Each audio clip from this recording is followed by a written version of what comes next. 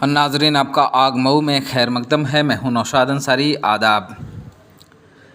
ملک ہندوستان پیار اور محبت کے ساتھ چلے گا، نہ کہ نفرت اور فرقہ پرستی سے۔ ہمیں پیار اور محبت کے پیغام کو پوری دنیا میں عام کرنا ہے۔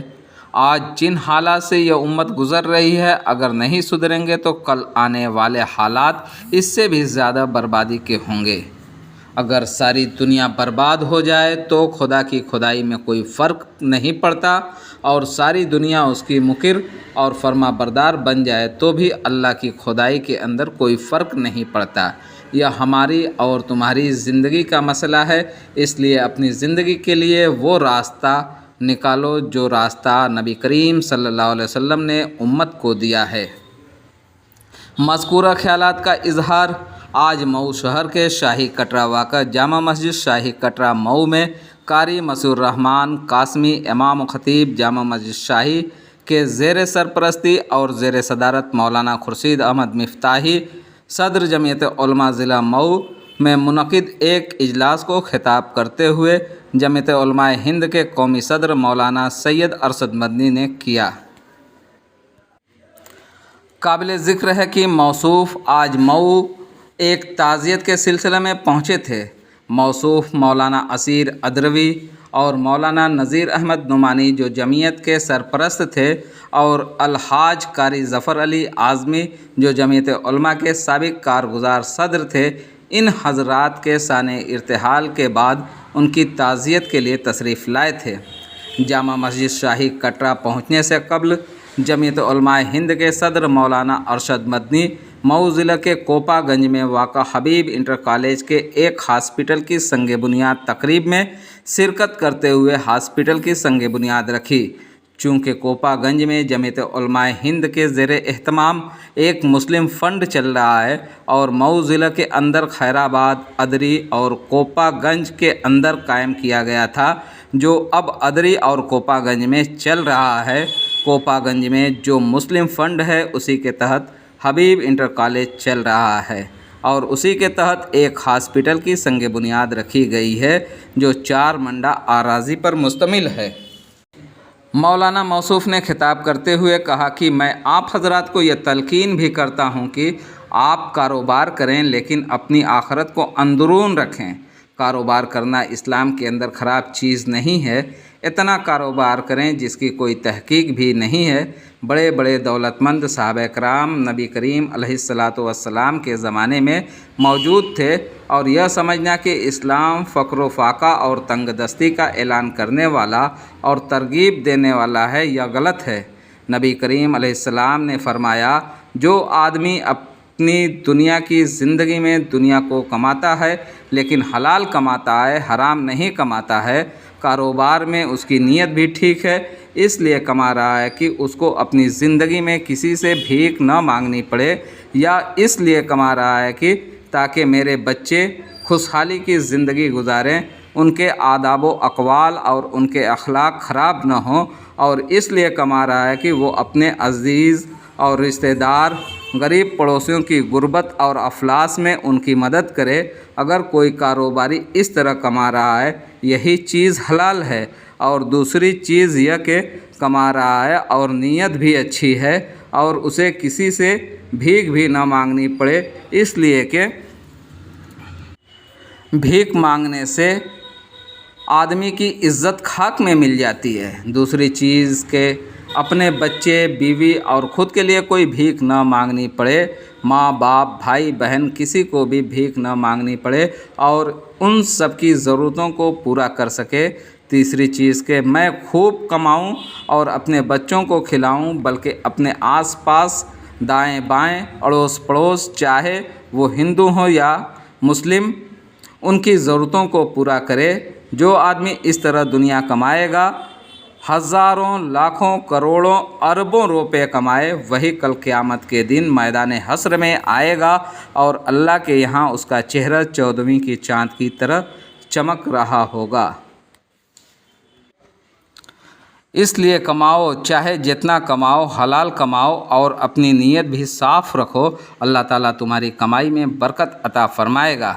یعنی اپنی دنیا اور اپنی آخرت دونوں کی فکر کرو۔ اسی کے ساتھ نماز روزہ اور مسجدوں کو آباد کرو۔ آج کل نوجوان نسلوں کا حال بڑا خراب ہے، ہر بربادی کی طرف چلتے ہیں۔ شراب، جوا اور طرح طرح کی وہ چیزیں جو آدمی کو برباد کرنے والی ہیں اس کا استعمال کرتے ہیں۔ اپنے ماحول کو اس سے پاک کرو، اپنی زندگی دنیا اور آخرت کی بربادی سے روکو، تب تمہارے لیے دنیا میں جینے کا حق ہے اور اپنی آخرت اور دنیا دونوں کو آباد کر سکتے ہو، نہیں تو کوئی تمہارا تقدیر نہیں بن سکتا۔ آج جس حالات سے امت گزر رہی ہے، اگر اب نہیں سدھریں گے تو اس سے بھی زیادہ حالات خراب ہونے والے ہیں۔ مولانا کی آمد سے قبل ان کے استقبال میں شاہی کٹرا کی مین سڑک پر ہزاروں افراد دونوں جانب قطار بند ہو کر جامعہ مفتاح العلوم شاہی کٹرا کے گیٹ سے لے کر جامع مسجد شاہی کے مشرقی اور شمالی گیٹ ہوتے ہوئے نفیس کرشمہ کے موڑ تک کھڑے تھے۔ جیسے ہی مولانا کی کار شاہی کٹرا روڈ پہنچی، لوگ جمعیت اور مولانا زندہ باد کے نعرے لگانے لگے اور بڑے ہی پرتپاک انداز میں ان کا خیر مقدم کیا۔ مختصر خطاب کے بعد مولانا کا قافلہ اعظم گڑھ کے لیے بذریعہ کار روانہ ہو گیا۔ آئیے ناظرین، ہم آپ کو پوری تفصیلات دکھاتے ہیں اور سناتے ہیں کیا کہتے ہیں علماء کرام حضرات۔ آگ نیوز کے لیے مئو سے بیورو رپورٹ۔ تمہاری تقدیر نہیں بن سکتا۔ آج جن حالات سے یہ امت گزر رہی ہے، اگر نہیں سدھرو گے تو کل آنے والے حالات اس سے بھی زیادہ برباد ہوں گے۔ اللہ کسی کا محتاج نہیں ہے۔ اگر ساری دنیا برباد ہو جائے، خدا کی خدائی میں کوئی فرق نہیں پڑتا، اور ساری دنیا اس کی مطیع و فرما بردار بن جائے تو اللہ کی خدائی کے اندر کوئی فرق نہیں پڑتا۔ جی حضرت، جاننا چاہتے ہیں کہ مولانا ارشد مدنی صاحب کی آمد کس سلسلے میں ہوئی تھی؟ مولانا ارشد مدنی صاحب کی آمد ہماری جامع مسجد شاہی کے اندر لوگوں کو واعظ و نصیحت اور کچھ افراد کا انتقال ہوا جو جمعیت کے بڑے سچے خادم تھے، ان کے اہل خانہ سے اظہار تعزیت کرنے کے لیے، اور کوپا گنج سرزمین میں ایک اسپتال کا شیلانیاس اور سنگ بنیاد رکھنے کے لیے ہوا، جو ہماری جمعیت کا مشن ہے، رفائی کاموں کو آگے بڑھانا، رفائی کاموں میں حصہ لینا۔ حضرت اسی کام کے لیے وہاں دیوبند سے چل کر دلی ہوتے ہوئے لکھنؤ اور لکھنؤ ہوتے ہوئے مئو گئے۔ کیا وہ ابھی چلے گئے؟ ابھی اعظم گڑھ گئے ہیں، وہاں بھی ایک مولانا نوشاد صاحب کا انتقال ہوا تھا، ان کے اہل خانہ کے ساتھ اظہار، پھر وہاں سے وہ جائیں گے جگدیش پور، ایک جگہ اعظم گڑھ میں پڑتی ہے۔ آج سے یعنی یہ لاک ڈاؤن کے درمیان مولانا حفظمان صاحب جگدیش پور کا انتقال ہوا تھا، ان کے اہل خانہ سے بھی اظہار تعزیت کریں گے۔ اس کے بعد مولانا ایک چیز ہے کہ ابھی معاملہ چل رہا ہے گورنمنٹ کی طرف سے، اور جو مدرسوں کی جانچ چل رہی ہے، جانچ کو لے کے تو حضرت کا بیان جو برابر دیکھ رہے ہیں، لیکن ایک طریقے سے کہا گیا ہے کہ سرکار کی کوئی مراد ہمیں نہیں چاہیے، کیا کہیں گے اس پہ آپ؟ حضرت نے تو بہت پہلے ہی واضح الفاظ میں کہہ دیا کہ جتنے بھی مثلا سروے کرنے والی ٹیم ہے، ہم ان کا خندہ پیشانی سے استقبال کرتے ہیں، اور جن چیزوں کا ان سے مطالبہ ہے ہم اعلی مدارس سے درخواست کرتے ہیں، ان کے مطالبے کے مطابق ان کے کاغذات کی خانہ پوری کریں اور اپنے مدرسے میں جا کر دکھائیں۔ اور الحمدللہ سروے تمام ہوا، اور کہیں سے کوئی بات نہیں جس سے ہم سب مسلمانوں نے اور خاص طور سے ہمارے حضرت دامت برکاتہم نے اطمینان کی سانس لیا ہے۔ مدارس کے نصاب کی تبدیلی کو لے کر انہوں نے کہا کہ ہم کسی بھی طریقے کے بورڈ یا نصاب کی بات نہیں کرتے۔ ایسا ہے کہ مدرسہ خود اپنا نصاب چلاتا ہے اور جو عصری ضروریات ہیں ان کی بھی تعلیم دیتا ہے۔ اب جب جیسے حالات ہوتے ہیں اس کے مطابق مدارس کے نصاب ہوتے ہیں، اور ہمارے مدارس اسلامیہ نے خود دارالعلوم دیوبند نے اس بات کا اعلان کیا کہ ہمارے مدرسے کے لوگ بھی عصری تعلیم کے اندر حصہ لیں، تاکہ آگے چل کر یہی ہمارا لڑکا بڑا ہو تو ہائی اسکول اور انٹر کا امتحان دے سکے اور دوسرے مقابلاتی امتحان کے اندر شرکت بھی کر سکے۔ کچھ لوگ الزام لگاتے ہیں اپوزیشن کے لوگ کہ مدارس کے بچوں کو پیچھے ڈھکیلنے کی یہ کوشش کی جا رہی ہے۔ یہ تو الگ الگ اپنا ذہن ہے، جو جس کے ذہن میں آتا کہتا ہے، لیکن ہم لوگ اس کے قائل نہیں ہیں۔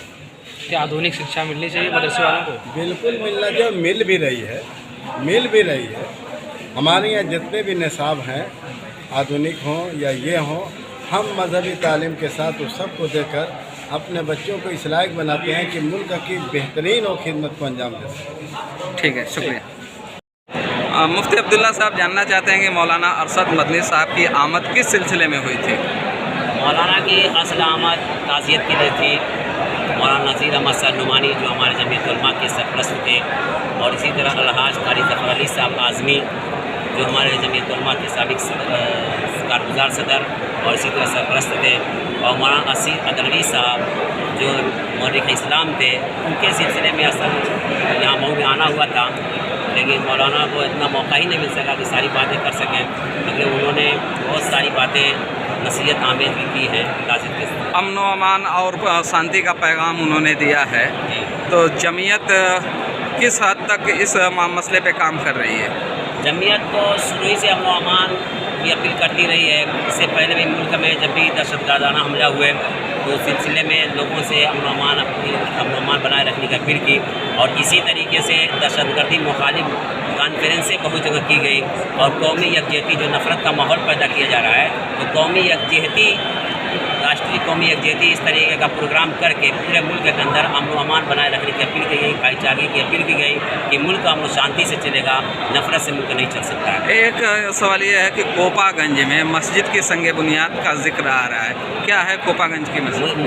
मस्जिद की संग बुनियाद नहीं है, बल्कि वहाँ पर एक हॉस्पिटल की संग बुनियाद का ये एक है जमीयत उलमा हिंद के ज़ेर एहतमाम मुस्लिम फ़ंड चल रहा है। ये हमारे ज़िले के अंदर खैराबाद और अदरी और कोपागंज के अंदर कायम किया गया था, लेकिन खैराबाद का बंद हो गया है, बर वक्त अदरी और कोपागंज में चल रहा था।